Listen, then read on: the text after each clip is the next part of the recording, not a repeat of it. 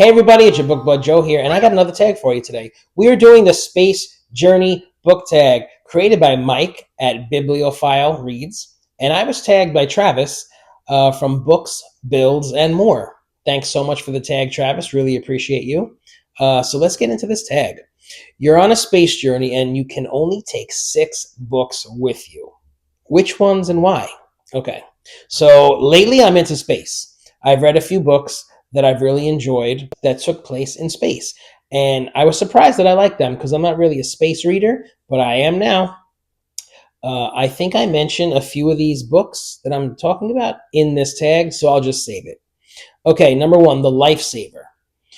The one book you absolutely must have with you. All right, so if I'm taking a journey through space, I don't know, I'm probably not coming back, right? So I want 6 books that I love and 6 books that are just going to be with me forever. So I dug deep for this one, and I went back to the OG favorite, The Clan of the Cave Bear by Gene Owell. Now, this is a book about cave people. Specifically, I think it's the Paleolithic age. It's all about how they survive on the land, hunting, gathering. The civilization that they built does mimic our own. There's a lot of politics involved, a lot of problems, a lot of abuse, a lot of conflict, and it's just, I found this book fascinating. I read this book when I was in, let's say, I think 7th grade. I shouldn't have been reading it in 7th grade, but I did, and I loved it. And this is one of those books that I was just so hungry for, and I remember staying up reading these books, because it's a series, well into the night. And I had to go to school the next day, and I was just exhausted the next day because I was up reading these books. And these are chunkers. They're not short little easy novels. They're very in-depth. They're very dense. Like, she goes into like talking about the land and the shrubbery and the trees and every blade of grass and like the class that it, belongs to. And it annoys some people, but I don't know. I didn't find it a problem when I was in 7th grade. I loved hearing about every single little rock that was on the ground.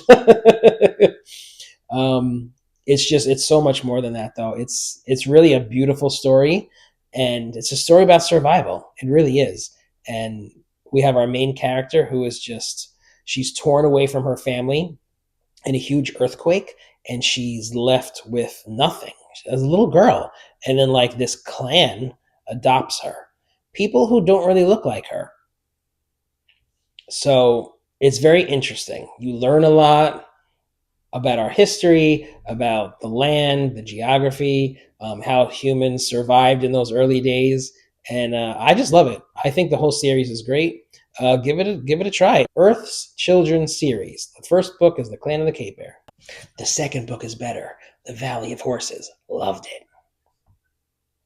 Okay, number 2, The Mind Expander, a nonfiction or thought-provoking book to keep your brain active. We will definitely need that in space. Okay, I chose, it's kind of a sad one, but it's very enlightening. The Last Lecture by Randy Pausch. Do you remember that book? He's a professor, and it's what wisdom would you impart on the world if you knew that it was like your last chance? So this professor is dying, and he literally goes on a talking tour, right? Giving inspirational speeches on his last lecture.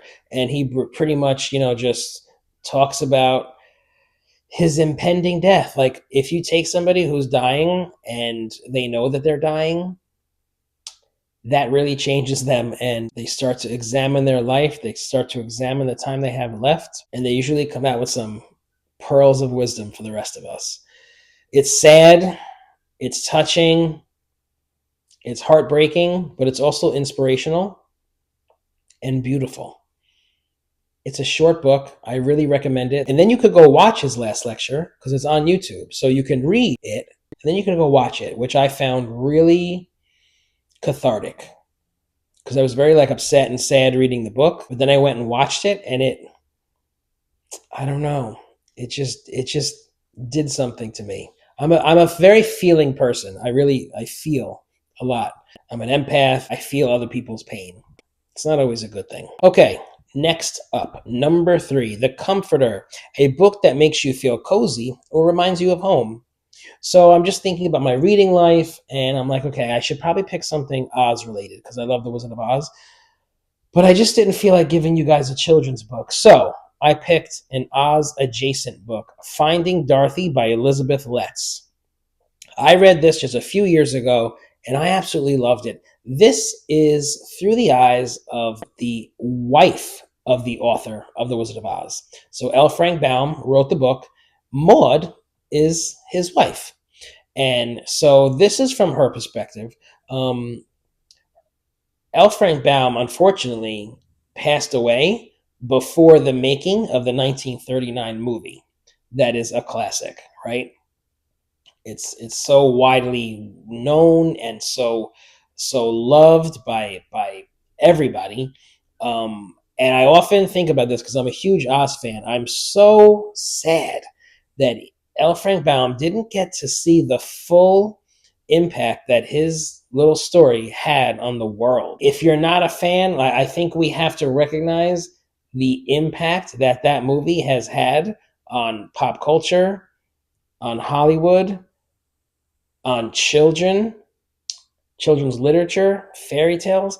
It's just what that movie has done, and it introduced us to Judy Garland. I mean, that's a huge deal. I love old Hollywood. This book is about finding the actress who's going to play Dorothy. Now, old Hollywood, specifically in this instance, is just a nightmare. And reading this book, you really get the behind the scenes information on how they treated Judy Garland. It was not good at all. It was abusive. It was inhumane. It was terrible what they did to that poor young actress in those days. And nobody was really sticking up for her. Nobody was on her side, not even her own mother. So it was really sad. So this book is kind of about Maud kind of stepping up and protecting Judy Garland from these big wig movie producer types who were just terrible. So I love The Wizard of Oz. I love the book. I love the movie. I love everything about it. So reading this book, the 5 stars. It was such a great read. I absolutely loved it.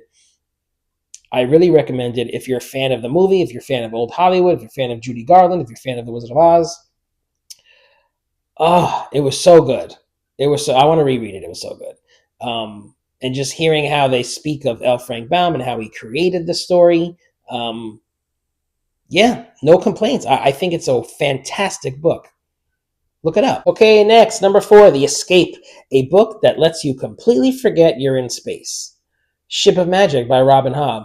I am reading this book currently, and every time I pick it up, I am just drawn into this world like you wouldn't believe. More so than most other books that I read. I don't know, there's just something about Robin Hobb. She is just a fantastic storyteller. She is so skilled at what she does. Lately, I've been kind of busy, so I haven't really been able to read consistently. However, it doesn't matter with this book. Usually, in between reading sessions, I forget and I need a refresher, I need a review. Not with this book. I know exactly what's going on. I know exactly who each character is and what their backstory is. So that's a testament to the author.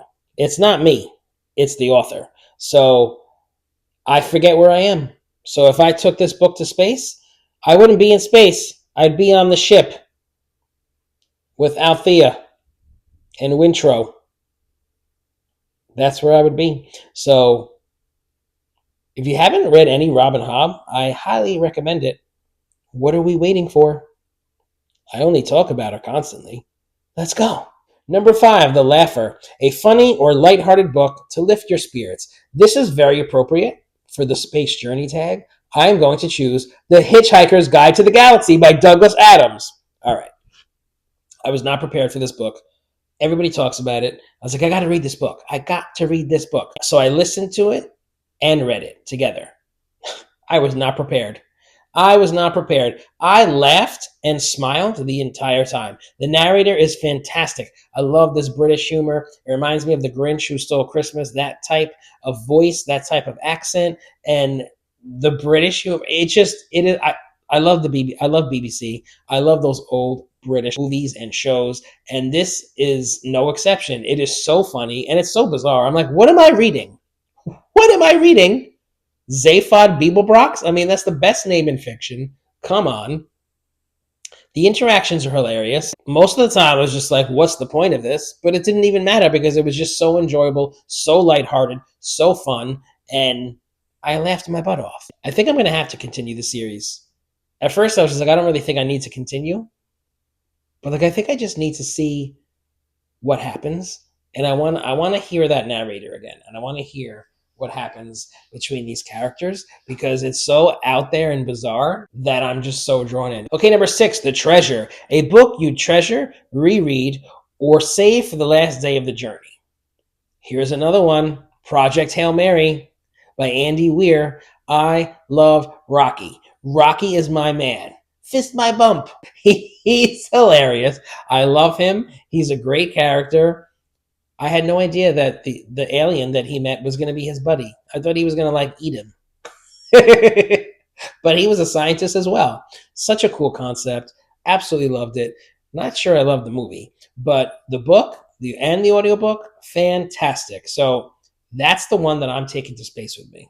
Okay, it's time to tag some folks. I tag Triumphal Reads, Dusty Book Sniffers, Crizzy Books, and the Grape Jelly Library. Tag, you're it, guys. If you're enjoying Book Buds, please like, share, and subscribe. And last, but certainly not least, thanks for visiting Book Buds. This is a great author. Book Buds!